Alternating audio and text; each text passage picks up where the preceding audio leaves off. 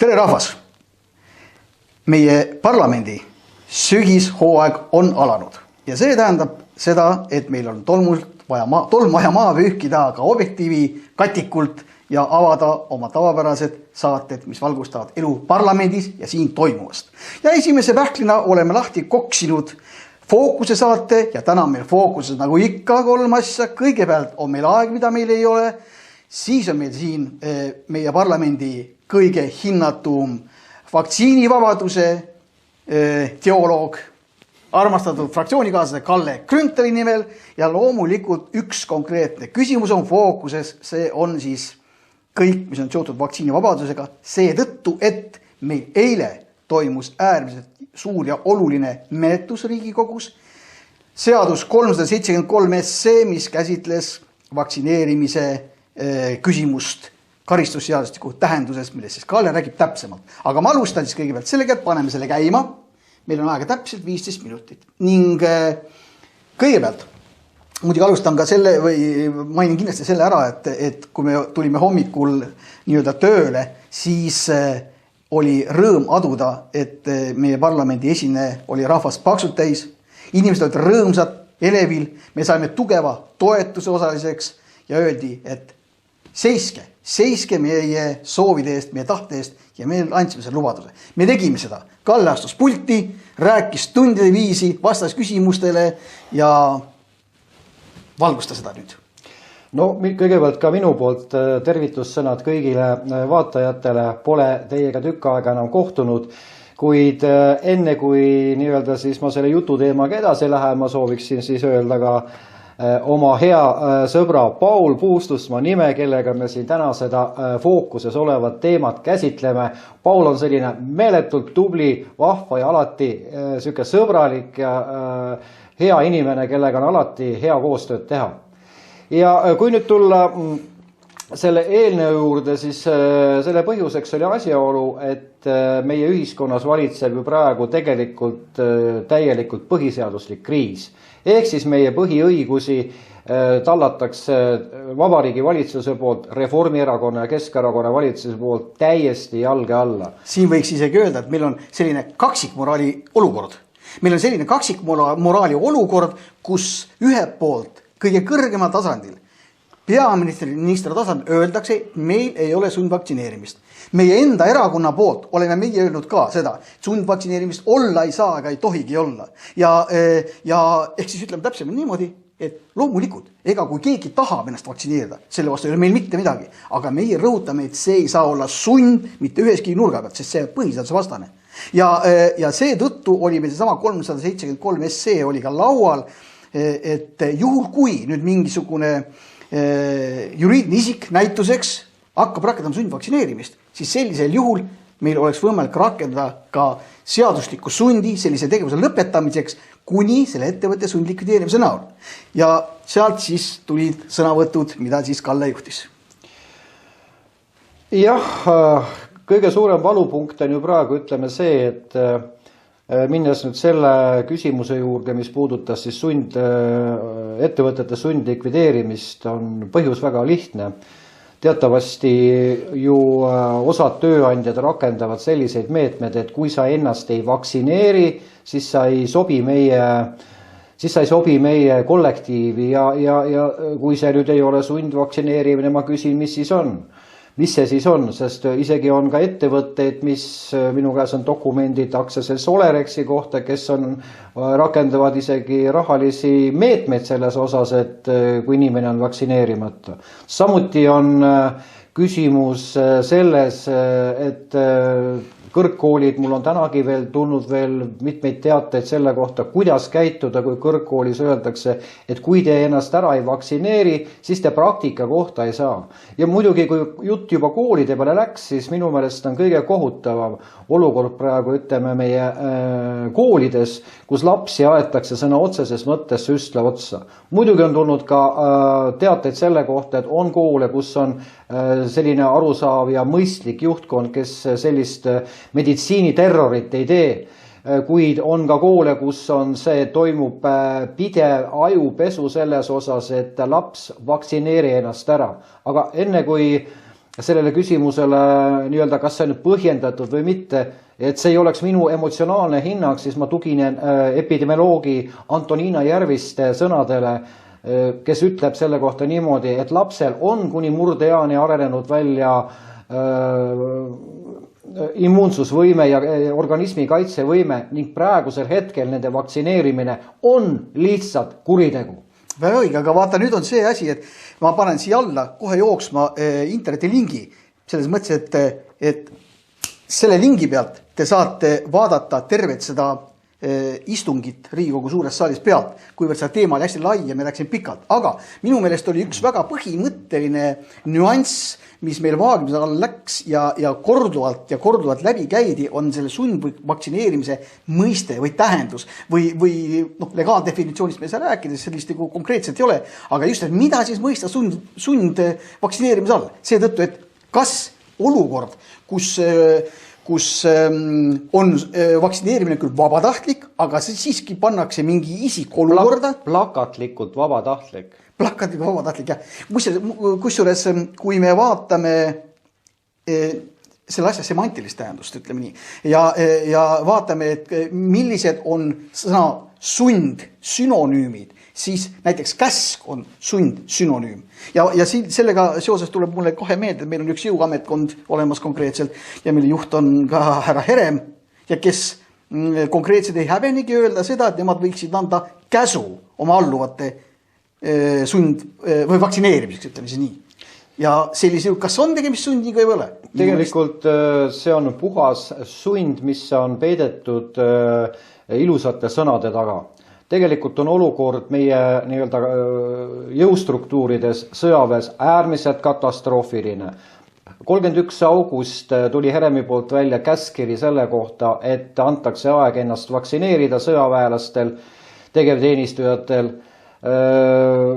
Ja kui sa sellega ei nõustu, siis kaalutakse sinuga nii-öelda selle lepingu või ametisuhte lõpetamisest, sest sa oled ohtlik teistele inimestele.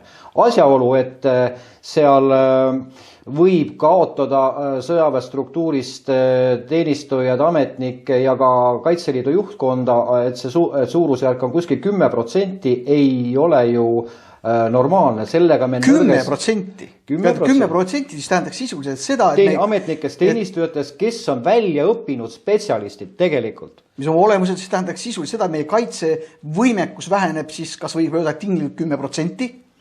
Ma ei oska seda numbrit öelda, aga ma ei hakkakski sellele praegu rõhuma, sest me teame väga hästi, meil on kogu aeg olnud gripihaigusi, gripisessioonid igal talvel, kevadel ja siis ei ole meie kaitsevõime mitte kunagi ohus olnud, et see on täiesti kummaline ja see, et see Heremi käskiri, see ei ole õige, viitab ka veel sellele, et tegelikult üldse sõjaväelastest on sattunud COVID-haigusega haiglasse ainult üks tegevteenistuja ja ainult üks liitlasvägede siin baseeruv missioonisõdur. Aga see on nagu asja üks nüanss, aga kõige hullem nüanss on see, et selle süstla otsa aetakse ka tegevteenistuse kutsutud kutsealused, noored mehed, kes võib-olla ei taha, aga teades sõjaväes valitsevat korda hierarhia on sunnitud selle süsti vastu võtma ja me ei tea siiamaani, sest selle kohta uuringud puuduvad, kas need noored mehed saavad tulevikus järglasi või ei saa. Et siin on ühes mõttes on ta Eesti rahva selline mõtleks, et ma ei taha öelda genotsiid, aga ta kisub sinna kanti ja teine asi on see, et tegemist on ka riigi kaitsevõime vähendamisega. Igal juhul ma olen selles mõttes nõus, et ei saa kuidagi teisiti käsitleda olukorda, kui väevõimekust isikkoosseisu näol vähendatakse 10% või enam, see igal juhul vähendab. Aga nüüd on see, et kui me räägime kaitsejõudude puhul, siis seal on see tegemist käsuga ja seal ausalt öeldes selles olukorras, et tegemist oleks põhiseadusvastase toimega, isegi väga vaielda ei saa. Aga nüüd on olemas sellised vaidlusmomendid selles kohas, kui me räägime... Paul, ma siiski vaidlen sulle vastu. ütleme, põhiseadus ütleme, et igal inimesel on õigus enese teostamisel, enese määratlemisega. Ehk siis see on minu keha. Mina otsustan, mis ma tahan, see on põhiseaduslik õigus. Samas on põhiseaduslik kohustus osaleda ka riigi kaitsmisel, kas siis ütleme siis seal tegevteenistusse kutsumise näol. Ja siis me oleme ka olukorras, kus on 2 põhiseaduslikku kohustust, millest ühte siis rikutakse siis Kaitseväe juhataja poolt. Ma rõhutan, Paul, veel ühte asja, minu hinnangul on see, sest me oleme elanud üle kõik gripiepideemiad, mis on olnud ja meil selliseid probleeme pole olnud. Ja aga vaadake, siin tekib teine absurdne asi. Meil on siin levinud sellised liberaalsed lähenemised, kus öeldakse, et inimene võib tunda ennast, olles mees, tunda ennast kui naine. Ja ka naine võib tunda ennast nagu mees. Sõltumata sellest, kes on. See on tundevärk ja see peaks olema siis tunnustatav ka meie võimude poolt, sellepärast, et nad tunnevad ennast niimoodi. Kas siis äkki ka gripivaktsiiniga ei võiks tunda ennast, ma olen just nagu vaktsineeritud? Noh, see läheb selline filosoofia radadesse praegu, et võib-olla see on nagu omaette teema, arvestades meie piiratud ajafaktorit, ma arvan, et me võiksime jääda ikkagi ütleme selle teema juurde, mis on see sundvaktsineerimine. Nõus. Aga ma tahan ühte asja veel küsida, meil oli, jah, sa viitsid õied selle ajafaktori, vaata, meil oli kohtumine õiguskantsleriga põhiseaduskomisjonis. Ja panid seda tähele, seal üks väga hea nüanss oli, kui me rääkisime sellest, et kas põhimõtteliselt selle vaktsineerimise nõude mitte täitmise puhul võiks töölepingus teha mingisuguseid muudatusi või töösuhtes, siis õiguskantsler rõhutas ühte väga asja. See peaks olema äärmiselt erandlik nähtus. Ehk siis tegelikult õiguskantsleri sellist lähenemist, nagu meil mõningased tööandjad tahavad kasutada, ei toetanud olemuslikult. Aga siin on tegelikult üks nüanss on veel. Seesama see, ütleme, töökohal vaktsineerimise kohustus, mis tugineb siis töökeskkonna bioloogilise ohutustegurite määramisest, on üks väga oluline punkt, et tööandjal on õigus vaktsineerida. Ja nüüd tuleb kõige olulisem lause. Juhul, kui see vaktsiin on usaldusväärne. Praegusel hetkel mina väidan küll, et kuna need tegemist on eksperimentaalsete vaktsiinidega, siin AstraZeneca, Pfizer, Johnson ja nii edasi, on ju alles katsetusjärgus. Me ei tea nende kõrvalmõjusid, mis hakkab pärast selle inimestega juhtuma. Aga kuna ma olen tuttav ka nende inimestega ja väga palju suhenud, siis need kõrvalmõjud on teinekord päris fataalsed. Ja nii ta on. Aga nüüd meil aeg hakkab nii lõpule jõudnud. Ma tahtsin tegelikult sinuga veel arutada ühte nüanssi veel.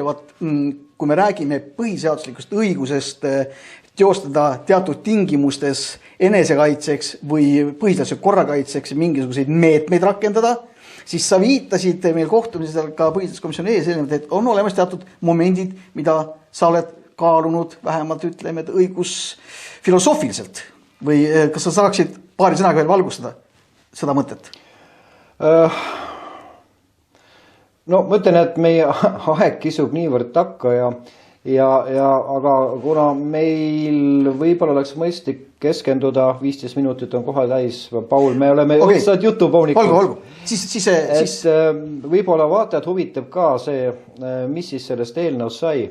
Et ma kõigepealt tahaksin tänada kõiki inimesi, kes tulid siia kohale meid toetama, EKRE eelnõud toetama sundvaktsineerimise vastu. Tänan kõiki, kes te võtsite oma tööajalt vabaks, kes te sõitsite Eestimaa igast nurgast siia kokku. Suured tänud teile. Just teie olete see jõud, mis tagab põhiseaduse normide kas või natukene täitmise, sest teie taga kõrgem võim on rahvas ja nüüd Paul ütleb, mis sai meie eelnõus siis? Ja tegelikult siin nende piltide ekraanide peal meie selja taga te näete seda, mis oli meil Riigikogu ees. Te nägite seda pilti või näete ka seda pilti, kui Kalle Grünthal räägib. Ja kahjuks loomulikult Riigikogu liberaalne teerull ei lasknud meie tahtel jõustada. Ehk siis rahva tahtega arvestada. Ja ma lasen ka selle muidugi ekraanile, selle hääletuse tulemuse, mis näitab seda, et ainult üks serv ekraanil oleva pildi vasakul servas on need inimesed, kes soovisid meie tahte jõustamist. Ülejäänud ei tahtnud. Ja head vaatajad, jätke meelde, teie põhiõiguste kaitsest ei taha kuulda midagi Reformierakonna ega Keskerakonna saadikud. Olid seal ka mõned kavalad, kes jätsid hääletamata, et saaks hiljem öelda teile, aga ma ei hääletanud. Jah, ja nii on. Saade hakkab otsa saama, me peame kohe lõpetama, me täname kõiki vaatajaid, aga saate lõpetuseks ütlen, me kohtume juba peagi uuesti ja nüüd, kui me oleme selle nupu siin nüüd lõpule lastud, siis meie lõppu tuleb Mart Helme lõpusõnavõtt ennem hääletamise protseduuri, mis minu arvates oli äärmiselt kujundlik ja äärmiselt tugev. Jah, aga mina olen ka seda meelt, et see sobib meie selle esimese saate lõpetuseks, sest selle sõnavõtu põhjal ma tahan näha inimest, kes ütleb, et EKRE ei seisa Eesti rahva õiguste ja rahva eest. Igal juhul täna rahvas, tänan sind ka Kalle. Ja. Lugupeetud kolleegid, lugupeetud eesistuja. Ma soovitaks teil kõigil lugeda Meistri ja Margarita algust. Vestlust pargipingil teaduslikkuse üle ja selle üle, millesse ja kuidas keegi sureb. Võib-olla valgustab see pisut ka praegust päeva, kus me eelkõnelejate pool oleme kuulnud sisuliselt truuduse vannet ametlikult õigeks kuulutatud narratiivile. Oleme nõus. Alandlikult heidame teie ette põrmu ja oleme nõus tegema kõike, mida te meilt nõuate. Süstige me neid. Vallandage meid. Laske meid lahti. Alandage meid. Sõimake meid rumalateks, lamemaalasteks. Oleme kõigega nõus. Aga ei ole kõigega nõus. Kõik ei ole kõigega nõus. Mina ei ole nõus sellega, et minu last minult nõusolekut saamata süstitakse ja ma ei tea, kas 6 aja pärast või 2 kuu pärast võivad tal ilmneda tervisehäired, mida tal varem kunagi pole olnud. See ongi see eksperimentaalsus. Aga miks meil ei ole, lugupeetud doktorid, korralikku statistikat selle üle, kes, millal, missuguse vaktsiiniga sai vaktsineeritud ja missugune on tema terviseregister olnud enne ja missugune on tema terviseregister olnud pärast. Miks meil seda ei ole? Miks meil on lepingud, mis panevad kogu vastutuse süsti saajale, mitte süsti andjale, mitte riigile, mitte haigekassale? Miks meil on inimesed muudetud ühikuteks, statistilisteks ühikuteks, mitte inimesteks ja siis põhjendatakse seda tervishoiuga, inimeste eest hoolitsemisega ja sellega, et tervishoiusüsteem ei saa kokku kukkuda. Vabandage väga. Martin minu selja taga ilmselt ei saa sõna võtta praegu ja mina ei oska neid numbreid täpselt kokku lüüa, aga me oleme ilmselt 100 miljoneid kulutanud küll testimise peale, küll vaktsineerimise peale, küll vaktsiinibusside peale, küll propaganda peale, plakatite peale, telereklaamide peale.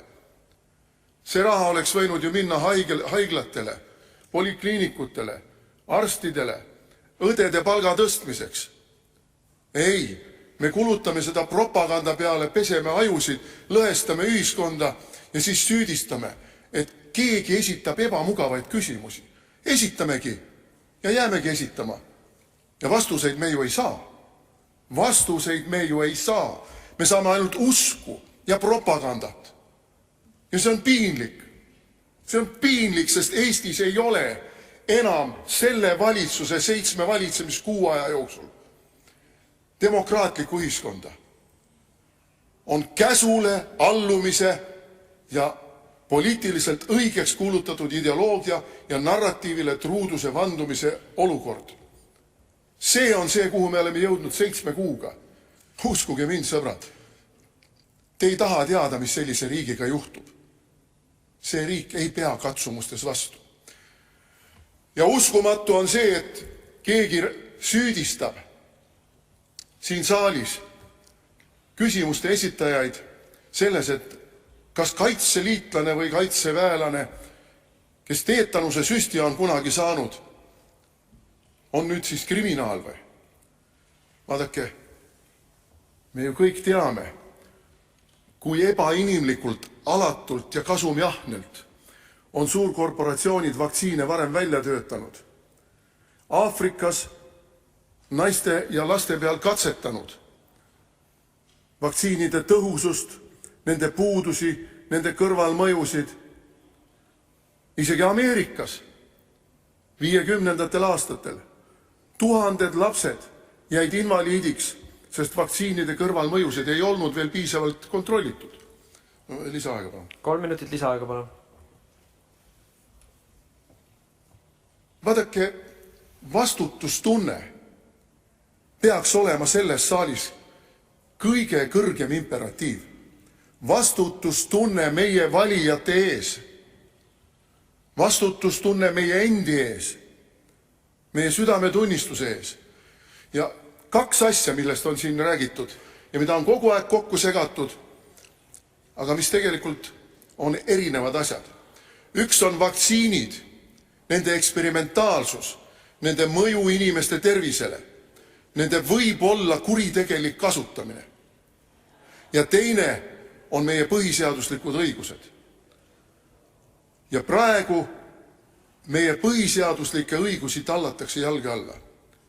Meie põhiseaduslikke õigusi tallatakse jalge alla, vallandades arste, kiirabitöötajaid, kaitseväelasi või vähemalt kavandades seda teha. Mul on küsimus, aga kui kõik on nii koššer, miks siis kiirabitöötajad on kohtusse pöördunud? Miks on perearste, kes ütlevad oma patsientidele, teate, ma ei soovita teil vaktsineerida. Need on südametunnistusega inimesed. Nad ei julge, ja vaat see on jällegi siin meie Eesti riigis, meie ühiskonnas, nad ei julge avalikkuse ette tulla. Nad ei julge öelda, et mina ei ole nõus vaktsineerima, sest ma ei ole kindel, et minu patsiendid ei kannata selle läbi. Et vaktsiin võib olla mingil hetkel kahjulikum kui haiguse läbipõdemine. Ja miks nad ei julge? Sest meil on tekkinud selline hirmu õhkkond ühiskonnas, et nad lastakse lahti. Kujutage ette perearsti, kellel on jäänud aasta või paar pensionini. No, ta ei taha ju. Ta ei taha ju tülli minna. Ta ei taha endale ebameeldivusi. Ta tahaks rahulikult oma päevad veeretada pensioni saamiseni. See on ebanormaalne, mis meil siin toimub. See on ebanormaalne, mis Euroopas ja lääne hemisfääris tervikuna toimub. Ja me näeme ka, et inimesed tõusevad selle vastu. Vaadake, kui meie eelmise valitsuse vastu olid siin pidevalt mingid piketikesed Stenbocki maja juures, siis need olid ju kinni makstud. Paarkümmend nägu, kes seal kogu aeg rauskamas käisid. See, mis on siin maja ees praegu, on rohujuure tasandil. See on ühiskonna vastureaktsioon. Kui ühiskonnas tekivad niisugused vastureaktsioonid, siis see on väga tõsise põletiku märk. Ja see põletik levib, see põletik süveneb. Sest sellele arst ei reageeri. Arst ütleb, et need on lollid, nad on lamemaalased, nad ei saa aru, et neile tahetakse head. Aga neil on õigus mitte aru saada, et neile tahetakse head. Sellest tuleb ka aru saada. Neil on see õigus. Ja meil on siin õigus ja kohustus nendega arvestada. Palun võtke seda arvesse. Peame dialoogi, aga mitte ärme sõidame siin jälle tankiga edasi-tagasi üle täiesti õigustatud küsimustest, täiesti õigustatud seadusandlikest initsiatiividest. Aitäh! Aitäh! Rohkem läbirääkimiste soovi ei ole.